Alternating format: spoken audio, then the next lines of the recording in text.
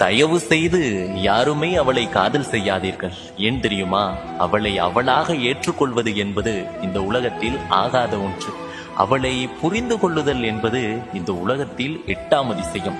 அவளின் கோபங்கள் கூட சிறு குழந்தையினுடைய உளறலாகத்தான் இருக்கும்.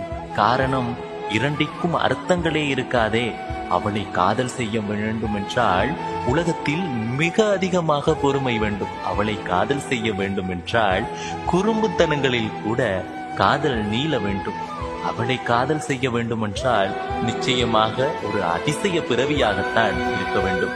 ஆனால் அவளை காதல் செய்தால் இறுதி மூச்சு உள்ள வரைக்கும் உண்மையாக காதல் செய்வார். அவளை காதல் செய்வது சாதாரண மனிதர்களால் ஆகாத ஒன்று.